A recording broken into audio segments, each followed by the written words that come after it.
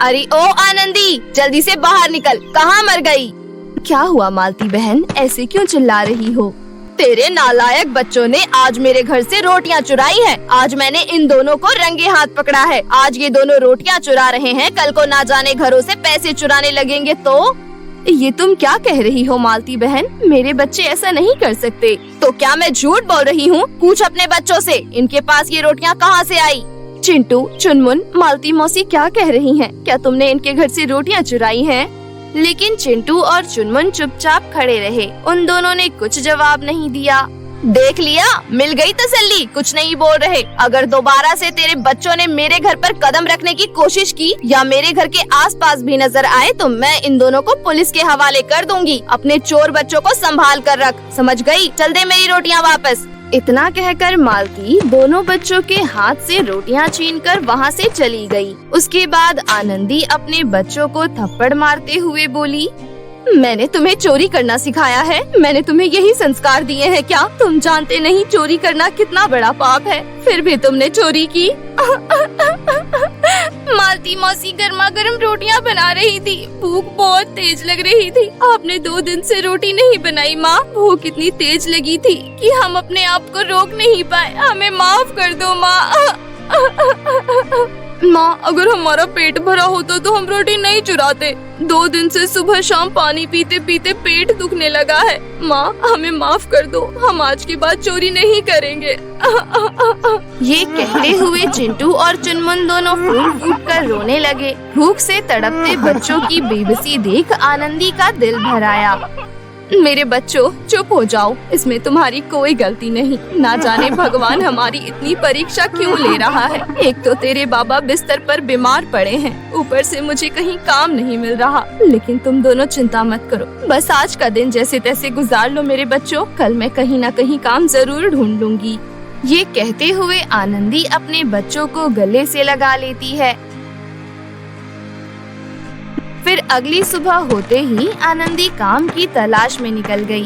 काफी जगह ढूंढने के बाद उसे एक सेठानी के घर में साफ सफाई का काम मिला। उसने दिन भर घर की साफ सफाई की, जूठे बर्तन और गंदे कपड़े भी धोए। उसके बाद आनंदी घर जाते समय सेठानी से कुछ पैसे मांगती है। तब सेठानी आनंदी को गुस्से में बोली, तुझे काम पर आए हुए अभी कुछ ही घंटे हुए हैं और पैसे मांग रही है। मेरे पास अभी तुझे देने के लिए पैसे नहीं है।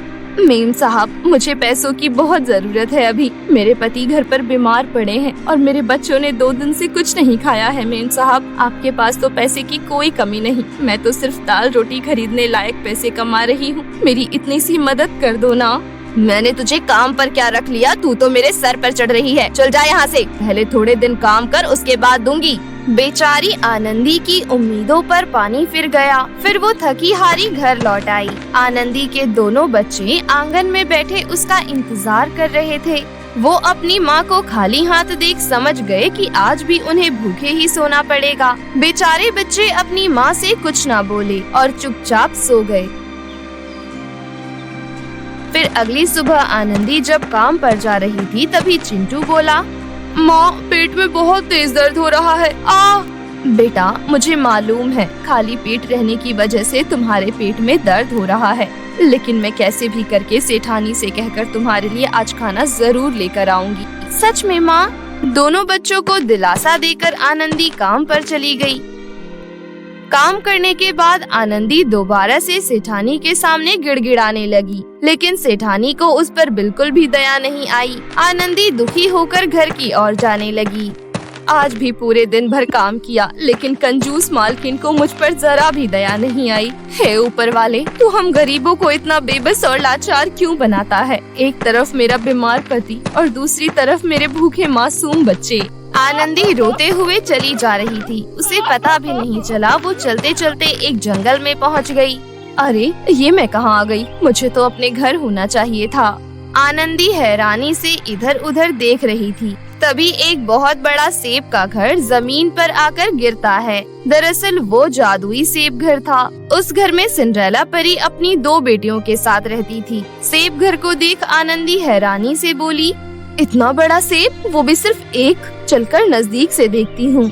इतना कहकर आनंदी सेब के घर के नजदीक गई। तभी उसे सेब घर के अंदर से आवाज सुनाई दी, माँ हम इस सेब घर से बाहर कब निकलेंगे? कब हम वापस परी लोग जाएंगे? मुझे यहाँ से बाहर निकलना है। सेब घर के अंदर रहते रहते मेरा दम घुट रहा है। अगर हम परी लोग नहीं जा सकते तो कम से कम पृथ्वी पर बाहर तो घूम ही सकते हैं। ये सारी बातें आनंदी सुन लेती है।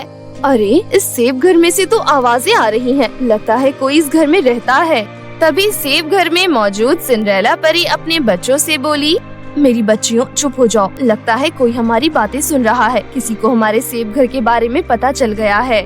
माँ किसी को हमारे बारे में कैसे पता चल सकता है? हमारा जादुई सेब का घर तो किसी को नजर नहीं आ सकता। इतने में आनंदी बोली, परी जी आपका सेब घर मुझे दिखाई दे रहा है। कौन है बाहर? देखो हमें नुकसान मत पहुंचाना। हम पहले ही बहुत बड़ी मुसीबत में हैं, पर हमारा घर तुम्हें दिखाई कैसे दे रहा है? वो तो पेड़ के ऊपर पत्तों के पीछे छुपा हुआ था, लेकिन आपका सेब घर तो जमीन पर गिरा हुआ है। ओह ये कैसे हुआ? मुझे तो पता भी नहीं चला। देखो तुम जो भी कोई हो, हमें नुकसान मत पहुंचाना। हम पहले से ही बहुत बड़ी मुसीबत में हैं। परी जी मैं एक साधारण इंसान हूँ। मैं आपको कोई नुकसान नहीं पहुँचाऊंगी। मेरा विश्वास कीजिए। अच्छा ठीक है, पर क्या तुम मेरी मदद कर सकती हो? कैसी मदद? बोलिए परी जी, मैं आपकी मदद जरूर करूँगी। क्या तुम मेरा सेब घर झाड़ियों के बीच ऐसे छुपा सकती हो ताकि किसी को नजर न आए?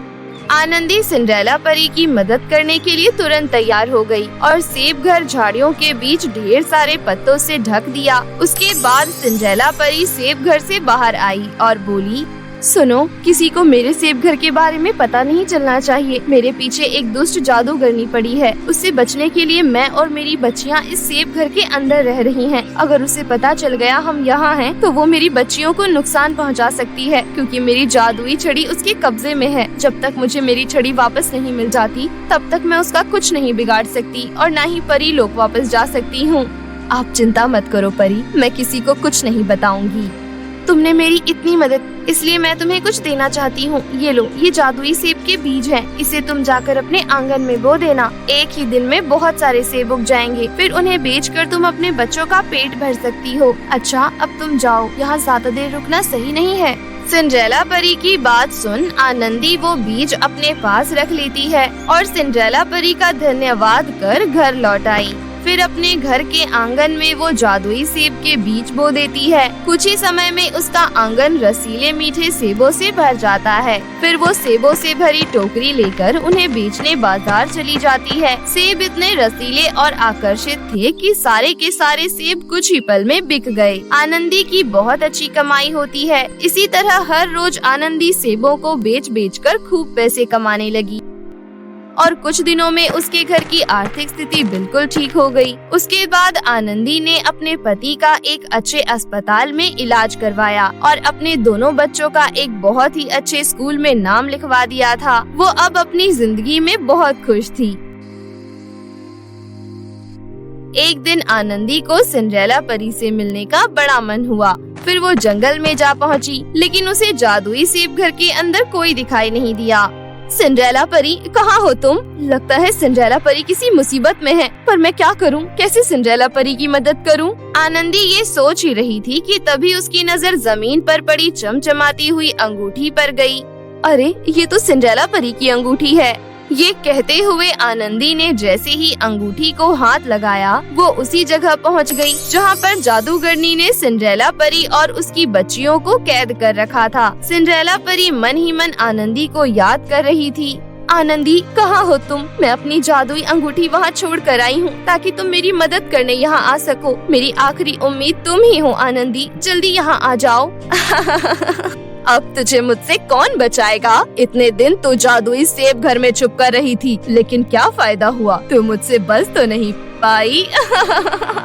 मैंने तुझे ढूंढ ही लिया। अब मैं तुझे और तेरी बेटियों को मार कर तेरी बची खुची शक्तियाँ छीन लूंगी और पहले से भी ज्यादा ताकतवर हो जाऊंगी। ये कहते हुए जादूगरनी जोर जोर से हंसने लगी। तभी छिपकर सुन रही आनंदी ने जादूगरनी के सर पर पीछे से एक मोटे डंडे से वार किया और जादूगरनी बेहोश हो गई। आनंदी को देखकर सिंड्रेला परी खुश होते हुए बोली, आनंदी तुम आ गई। अब जल्दी से मेरी जादुई छड़ी जादूगरनी के कमरे से ढूंढ कर ले आओ, इससे पहले कि जादूगरनी होश में आ जाए। जादुई छड़ी मिलते ही मैं इस दुष्ट जादूगरनी को मार डालूंगी। जाओ जल्दी जाओ, समय बहुत कम है। सिंड्रेला परी के कहने पर आनंदी जादुई छड़ी की तलाश करने लगी। तभी उसे जादूगरनी के कमरे में जादुई गोले के पास चमचमाती हुई छड़ी दिखाई दी। उसने फौरन छड़ी को उठाया और सिंड्रेला परी के पास ले आई। छड़ी मिलते ही सिंड्रेला परी पिंजरे से आजाद हो गई। इतने में जादूगरनी को भी होश आ गया। उसके बाद सिंड्रेला परी ने जादूगरनी का सामना बड़ी बहादुरी से किया और अंत में सिंड्रेला परी के हाथों जादूगरनी का अंत हुआ। आखिर में सिंड्रेला परी आनंदी का धन्यवाद करते हुए बोली, आनंदी अगर आज तुम समय पर नहीं आती तो शायद मैं और मेरी बेटियां आज जिंदा नहीं होती। तुम्हारा बहुत बहुत धन्यवाद। तुम सच में बहुत अच्छी और नेक हो। अच्छा अब मेरा परी लोग जाने का समय आ गया है, लेकिन मैं तुमसे मिलने आती रहूंगी। और हाँ, तुम्हें मैं जाते जाते अपना जादुई सेब घर देती जा रही हूँ। तुम्हें जब भी मुझसे मिलने का मन करे तो अपने बच्चों को लेकर इस जादुई सेब घर में बैठकर परी लोग आ जाना। इतना कहकर सिंड्रेला परी आनंदी को अपना जादुई सेब घर देकर अपनी दोनों बेटियों को लेकर परी लोग लौट गई। निशा अपने पिता, सौतेली माँ और सौतेली बहन के साथ रहती थी। निशा के पिता उसे बहुत प्यार करते थे, इसलिए उसकी सौतेली माँ मीनू को उसके साथ ना चाहकर भी अच्छा व्यवहार करना पड़ता था।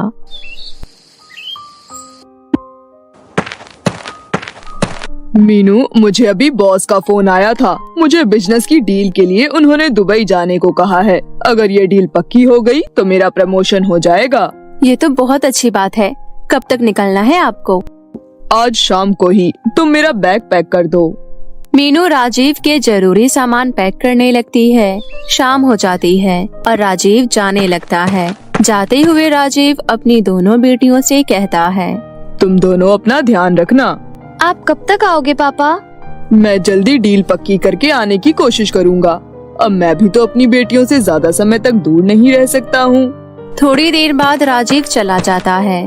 तभी रास्ते में उसका प्लेन क्रैश हो जाता है। जैसे ही ये खबर मीनू को पता चलती है तो वो रोने लगती है। हे भगवान, ये क्या हो गया? मीनू के रोने की आवाज सुनकर उसकी दोनों बेटियां उसके कमरे में आती है। क्या हुआ माँ? राजीव जी का प्लेन क्रैश हो गया है जिसमें उनकी मौत हो गई है। ये सुनकर निशा भी रोने लगती है। तभी दूसरी बेटी नीति बोलती है, माँ आखिरी समय में पापा इस मनहूस निशा से ही बात करके गए थे। देखा, इसकी मनो शक्ल देखकर जाने से क्या हो गया। नीति, ये कैसी बातें कर रही है? तुझे समझ में भी आ रहा है तू क्या बोल रही है? मैंने जो बोला है सही बोला है। तेरी मनहूसियत की वजह से पहले तेरी माँ और अब मेरे पापा। हाँ, नीति बिल्कुल सही कह रही है। इसी की वजह से हो रहा है जो हो रहा है। दोनों की बातें सुनकर निशा अपने कमरे में जाकर रोने लगती है। इसी तरह कुछ महीने बीत जाते हैं और निशा के लिए सब कुछ नॉर्मल हो जाता है, लेकिन कभी कभी उसे अपने पापा की बहुत याद आती थी। निशा और नीति में बहुत अंतर था। निशा को पढ़ाई लिखाई करना अच्छा लगता था और नीति को मेकअप करना और अपने दोस्तों के साथ बाहर घूमना। एक दिन निशा अपने कमरे में बैठकर पढ़ाई कर रही होती है। तभी नीति उसके कमरे में आती है और बोलती है, क्या निशा हमेशा पढ़ाई करती रहती है? अरे भाई, लड़की है तू, अपनी खूबसूरती पर ध्यान दे। तू ही कर ये सब, मुझे इन सब में ध्यान देने के अलावा भी बहुत काम है। ये सुनकर नीति को बहुत गुस्सा आता है। वो उसी वक्त अपनी माँ के पास जाती है और बोलती है, माँ वो मनहूस लड़की निशा मुझे डांट रही है, अब चलो मेरे साथ। क्या उस लड़की की हिम्मत कैसे हुई तुझसे ऊंची आवाज में बात करने की और तुझे डांटने की? अभी देखती हूँ उसे। इतना बोलकर मीनू और नीति निशा के कमरे में जाते हैं। तेरी हिम्मत कैसे हुई मेरी बेटी को डांटने की? आज तक मैंने इसे कभी डांटा नहीं है। फिर तू होती कौन है इसे डांटने वाली? नहीं माँ, मैंने नीति को नहीं डांटा है। तेरे कहने का क्या मतलब है? मेरी बेटी मुझसे झूठ बोल रही है। नीति रोने का नाटक करने लगती है। देखो माँ, ये आपके सामने मुझे झूठी बना रही है। पता नहीं ये मुझसे इतना क्यों जलती है। नीति, मैं भला तेरे से क्यों जलूंगी? ना जाने क्यों तू ऐसी बातें कर रही है। बहुत जुबान चलने लगी है तेरी। रुक, अभी बताती हूँ तुझे। इतना बोलकर मीनू निशा के बाल पकड़ती है और उसे बहुत मारती है। निशा रोने लगती है। माँ, आप मुझे क्यों मार रही हो? तू इसी लायक है। तुझे हर दूसरे दिन मार खाने की आदत है। अगर आज के बाद कभी भी मेरी बेटी से बहस करने की कोशिश की या उसे डांटने की कोशिश की तो इससे भी बुरा होगा। नीति वहीं पास में खड़ी होकर मन ही मन मुस्कुराने लगती है। उसके बाद दोनों वहाँ से चले जाते हैं और निशा फिर से पढ़ाई में लग जाती है। इसी तरह कुछ दिन बीत जाते हैं। तभी एक दिन मीनू निशा के कमरे में आकर बोलती है, मेरी बेटी की तबीयत खराब है और उसे पिज्जा खाने का मन कर रहा है, इसलिए बाहर से उसके लिए पिज्जा ले आ। लेकिन माँ, उसकी तबीयत खराब है तो उसे पिज्जा नहीं खाना चाहिए। तू मत सिखा मुझे, मैं उसकी माँ हूँ और उसके लिए क्या सही है और क्या गलत ये मैं अच्छे से जानती हूँ। तुझे जितना बोला है उतना कर। निशा पिज्जा लेने चली जाती है। जब निशा पिज्जा लेकर आ रही थी तो उसे सड़क किनारे गिरी हुई एक किताब नजर आती है। ये कैसी किताब है?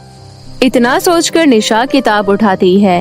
अरे, इसके ऊपर तो जादुई कहानियों की किताब लिखी हुई है। मुझे इसे अपने साथ लेकर जाना चाहिए। निशा जादुई कहानी की किताब अपने साथ ले लेती है और उसे लेकर घर जाती है। उसके बाद निशा नीति के कमरे में पिज्जा दे आती है और खुद अपने कमरे में जाकर जादुई किताब पढ़ने लगती है। उस किताब को पढ़ने के बाद निशा सोचती है, क्या सच में कोई जादुई चीज होती होगी? तभी मीनू फिर से निशा के कमरे में जाती है। क्या बैठकर टाइम पास कर रही है? बाजार से सब्जियां लेकर आ। निशा बाजार से सब्जियां लेने चली जाती है। तभी वो देखती है कि एक बुढ़िया सड़क किनारे खड़े होकर बोल रही थी, मेरी मदद कर दो कोई। इतना बोलकर वो बुढ़िया आगे बढ़ जाती है। निशा उस बुढ़िया के पीछे पीछे जाने लगती है। बुढ़िया चलते चलते एक सुनसान इलाके में आकर रुक जाती है। तभी उसकी नजर निशा पर जाती है। अरे लड़की, तुम कौन हो? यहाँ तक कैसे आ गई? मैं निशा हूँ और मैं यहाँ तक आपके पीछे पीछे आई हूँ। मैंने देखा आप मदद मांग रही थी, इसलिए आप मुझे बताइए आपको क्या मदद चाहिए। क्या तुम सच में मेरी मदद करोगी? हाँ, मैं आपकी मदद जरूर करूँगी। आप बस मुझे काम बताइए। दरअसल कल रात को एक डायन मेरे घर आई थी और मेरी पोती को लेकर चली गई। उन दोनों में से किसी एक रास्ते से जाते हुए डायन की गुफा आएगी, लेकिन ये नहीं पता है कि कौन सा रास्ता डायन की गुफा की तरफ लेकर जा सकता है। क्या तुम डायन की गुफा में जाकर मेरी पोती को ला सकती हो? लेकिन डायन को आपसे क्या दुश्मनी है? दरअसल मैं अपने समय में एक बहुत बड़ी जादूगरनी थी और मैंने उस डायन की माँ की सारी शक्तियाँ छीनी थी, क्योंकि वो अपनी शक्ति का दुरुपयोग कर रही थी। इसलिए मेरे से बदला लेने के लिए उसने ये सब किया। ठीक है, मैं आपकी पोती को सही सलामत लाने की पूरी कोशिश करूँगी। इतना बोलकर निशा आगे बढ़ती है और थोड़ी देर चलने के बाद उसे 2 सोने और चांदी के रास्ते नजर आते हैं। अब इसमें से कौन सा रास्ता डायन की गुफा की तरफ जाता होगा? तभी सोने के रास्ते की तरफ से आवाज आती है, निशा, आओ आओ, इस रास्ते पर कोई नहीं आ सकता है। यहाँ सिर्फ नेक दिल लोग ही आ सकते हैं। तुम मेरे रास्ते से होकर जाओ। यहाँ तुम्हें एक गुफा मिलेगा और वो गुफा सोने के सिक्के से भरी हुई है। तुम्हें जितने सोने के सिक्के चाहिए ले लेना। मैं यहाँ सोने के सिक्के नहीं बल्कि बूढ़ी अम्मा की पोती को लेने आई हूँ। निशा, मेरे रास्ते से होकर जाओ। ये वही रास्ता है जहाँ से डायन अपनी गुफा में अम्मा की पोती को लेकर गई थी। निशा चांदी के रास्ते की तरफ चल पड़ती है। थोड़ी देर चलने के बाद उसे गुफा नजर आता है। लगता है ये वही गुफा है जिसके बारे में अम्मा बता रही थी। एक काम करती हूँ, थोड़े से पत्थर ले लेती हूँ, डायन के सर पर मारूंगी जिसकी वजह से वो बेहोश हो जाएगी और मैं अम्मा की पोती को लेकर आ जाऊंगी। निशा थोड़े से पत्थर उठा लेती है और गुफा के अंदर चली जाती है, लेकिन वहाँ का नजारा देखकर वो हैरान रह जाती है, क्योंकि वहाँ पर डायन और अम्मा की पोती नहीं बल्कि सोने के सिक्के थे। सोने के सिक्के तो सोने के रास्ते वाली गुफा में थे, लेकिन ये तो यहाँ है। मुझे तो लग रहा था अम्मा की पोती यहाँ होगी, लेकिन अब मैं उसे कहाँ ढूंढूं? तभी वहाँ पर एक परी आ जाती है। परी? हाँ, मैं परी हूँ। मैं वही हूँ जो अभी थोड़ी देर पहले तुम्हें एक बुढ़िया के रूप में मिली थी। अच्छा, तो असल में आप एक परी हो? हाँ, कुछ दिनों पहले मैं तुम्हारे घर की तरफ से जा रही थी, तभी मैंने देखा कि तुम्हारी सौतेली माँ तुम्हें बहुत मार रही है। मुझे उसी दिन समझ में आ गया था कि तुम बहुत दुखों से जी रही हो, इसलिए मैंने तुम्हारी मदद करने का फैसला किया। उस दिन से मैं परीलोक नहीं गई और जैसे ही तुम मुझे मिली, मैंने एक बुढ़िया का रूप ले लिया और लोगों से मदद मांगने लगी। मैं अच्छे से जानती थी कि तुम मुझे इस हालत में देखोगी तो मेरी मदद करने जरूर आओगी। ये सारे सोने के सिक्के तुम्हारे हैं। तुम जब भी चाहो इस गुफा में से सोने के सिक्के लेकर जा सकती हो। आपका बहुत बहुत धन्यवाद परी, सच में मैं बहुत दुखों से रह रही थी। थोड़ी देर बाद परी वहाँ से चली जाती है और निशा बहुत सारे सोने के सिक्के लेकर घर आ जाती है। निशा वो सारे सोने के सिक्के बेचकर अपना एक घर खरीदती है। जब सोने के सिक्के खत्म हो जाते हैं तो वो फिर से गुफा से सोने के सिक्के ले आती है और अपना एक बड़ा सा मॉल खोल लेती है। वहीं दूसरी तरफ मीनू और उसकी बेटी आपस में निशा के बारे में बात कर रहे थे। माँ, मैंने कल निशा को एक बड़ी गाड़ी में घूमते हुए देखा। आपने तो उसे उस दिन सब्जी लाने भेजा था और उस दिन वो घर नहीं आई और हमें लगा था कि अच्छा हुआ घर छोड़कर चली गई, लेकिन उसे तो कहीं बहुत बड़ा खजाना मिल गया है। चल नीति, उसके घर चलते हैं। मीनू और नीति निशा के घर जाते हैं। निशा बेटी, जरा हमें भी तो बता, तेरे पास इतना सब कुछ कैसे आया? अरे मैं तेरी माँ हूँ, मुझे सब जानने का हक है। अच्छा, जब आप मुझे बेवजह मारती पीटती रहती थी और आपने तो मेरा नाम ही मनहूस रख दिया था, तब आप मेरी माँ नहीं थी। मैं बहुत प्यार से कह रही हूँ, आप दोनों मेरे घर से बाहर निकल जाओ, वरना मैं पुलिस को बुला लूंगी। पुलिस की धमकी सुनकर दोनों माँ बेटी डर जाती है और वहाँ से चली जाती है। उसके बाद दोनों माँ बेटी कभी भी निशा के घर नहीं आती है। इस तरह सब कुछ ठीक हो जाता है और निशा अपना हंसी खुशी जीवन व्यतीत करने लगती है।